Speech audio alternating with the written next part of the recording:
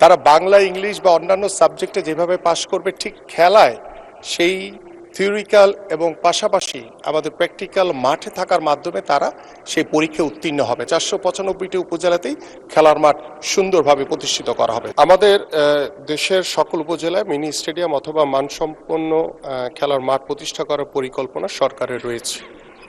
উপজেলা পর্যায়ে mini stadium নির্মাণ প্রথম পর্যায়ে প্রকল্পের আওতায় প্রায় 125টি আমরা ইতিমধ্যে স্টেডিয়াম নির্মাণ কাজ সম্পন্ন হয়েছে এবং দ্বিতীয় পর্যায়ে মিনি স্টেডিয়ামের 201টি নির্মাণ কাজ চলমান রয়েছে এবং পর্যায়ক্রমে অবশিষ্ট উপজেলায় মিনি স্টেডিয়াম এবং মানসম্পন্ন খেলার মাঠ প্রতিষ্ঠা করার পরিকল্পনা ইতিমধ্যে আমাদের রয়েছে এবং আমাদের নির্বাচন ইশতেহারেই আমরা খেলাধুলাকে এবং খেলার মাঠকে সংরক্ষণ করার জন্য খেলাধুলাকে সর্বোচ্চ গুরুত্ব দেওয়ার মাধ্যমে আমরা খেলার মাঠ যাতে সংরক্ষণ করতে পারি সেই পরিকল্পনা আমাদের সরকারের রয়েছে।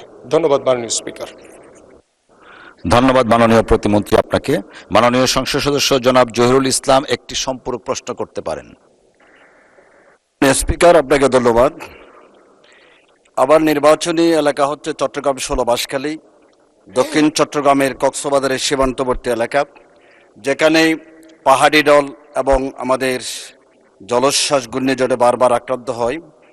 আমি মাননীয় মন্ত্রী মহোদয়ের কাছে আমি প্রশ্ন উত্থাপন করতে চাই।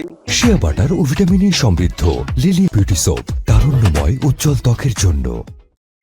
স্বাধীনতার পরবর্তী এই দীর্ঘ পিরিয়ডে এই বিশাল জনবহুল একটি এলাকায় মিনি স্টেডিয়াম বলি, মানসম্মত খেলার মাঠ বলি, কোনো উন্নত মানের খেলার মাঠ এ পর্যন্ত স্থাপিত হয় নাই।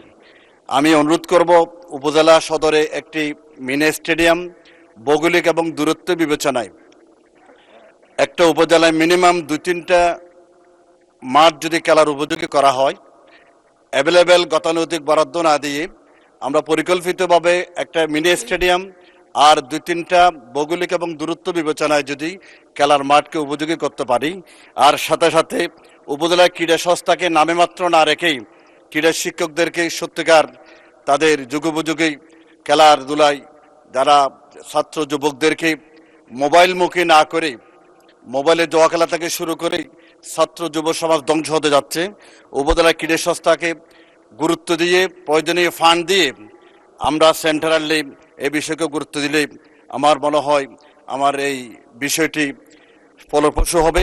আমি অনুরোধ করব, আমি প্রশ্ন উত্থাপন করছি, উপজেলা লেভেলে একটা মিনি স্টেডিয়াম আর দূরত্ব বিবেচনা মিনিমাম 3টাতে আমরা মানসম্মত খেলার মাঠ স্থাপন করার কোনো পরিকল্পনা আছে কিনা।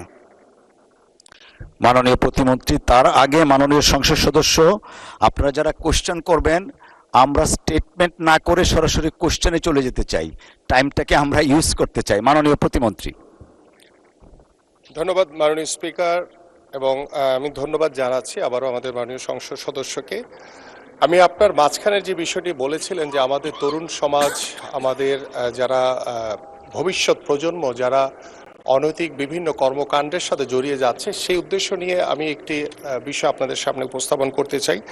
আমাদের মাননীয় প্রধানমন্ত্রীর যে নির্দেশনা ছিল এবং সেই নির্দেশনা অনুযায়ী আমাদের যে নির্বাচনী ইশতেহারে আমরা 4র্থ শ্রেণী থেকে আগামী শিক্ষাবর্ষ থেকে আমরা খেলাধুলাকে বাধ্যতামূলক করতে যাচ্ছি ইনশাল্লাহ, এবং সেখানে 7টি ইভেন্ট রয়েছে। সেই 7টি ইভেন্টের মাধ্যমে আমরা শুরু করব এবং পর্যায়ক্রমে আমরা বিভিন্ন ইভেন্টকে অন্তর্ভুক্ত করে আমরা পড়াশোনার পাশাপাশি খেলাধুলাকেও সমান গুরুত্ব দেওয়ার মাধ্যমে আমরা বিশ্বাস করি যে আমাদের সন্তানরা যখন বাসায় ফিরে যায় তারা দেখা যায় যে ডিভাইসের প্রতি আসক্ত হয়ে যায়। আমরা সেই খেলাধুলাকে বাধ্যতামূলক করার মাধ্যমে মাননীয় স্পিকার আমরা তাদেরকে খেলার মাঠে রাখতে চাই এবং খেলার মাঠে রাখার মাধ্যমে আমরা বিশ্বাস করি তারা বাংলা, ইংলিশ বা অন্যান্য সাবজেক্টে যেভাবে পাশ করবে, ঠিক খেলায় সেই থিওরিক্যাল এবং পাশাপাশি আমাদের প্র্যাকটিক্যাল মাঠে থাকার মাধ্যমে তারা সেই পরীক্ষায় উত্তীর্ণ হবে। তাহলে আমরা একটি সুস্থ জাতি গড়ে তুলতে পারবো, পাশাপাশি আমরা একটি মাদক মুক্ত সমাজ গড়ার জন্য যে লক্ষ্য নিয়ে কাজ করছি সেটা পরিপূর্ণভাবে প্রতিষ্ঠিত করতে পারবো। পাশাপাশি আপনি যে বিষয়টি বলেছেন যে আপনার উপজেলায় বা সদরে যে স্টেডিয়ামের বিষয়টি, আমরা খেলার মাঠকে সর্বোচ্চ গুরুত্ব দিচ্ছি এবং খেলার মাঠ যেখানেই আমরা খালি জায়গা পাবো, বিগত সময় দেখেছি যেখানেই খালি জায়গা ছিল সেখানে স্থাপনা তৈরি হয়েছে, বাট আমাদের মাননীয় প্রধানমন্ত্রী নির্দেশনা রয়েছে যে যেখানেই খালি জায়গা পাবো আমরা সেখানে মাঠ তৈরি হবে যাতে আমাদের এলাকার সন্তানরা যাতে খেলতে পারে। সো আপনি স্পেসিফিক আমার প্রত্যেকটি উপজেলাতেই আমাদের মিনি স্টেডিয়াম নির্মাণের পরিকল্পনা ইতিমধ্যে কার্যক্রম চলমান রয়েছে। আপনার স্টেডিয়ামটি আমি দেখে পরবর্তীতে বলতে পারবো যে এটি আমাদের দ্বিতীয় পর্যায়ে রয়েছে নাকি থার্ড পর্যায়ে রয়েছে, সো দ্যাট আপনাদের আমি সকলকে আশ্বস্ত করতে চাই যে প্রত্যেকটি উপজেলায় 495টি উপজেলাতেই খেলার মাঠ সুন্দরভাবে প্রতিষ্ঠিত করা হবে।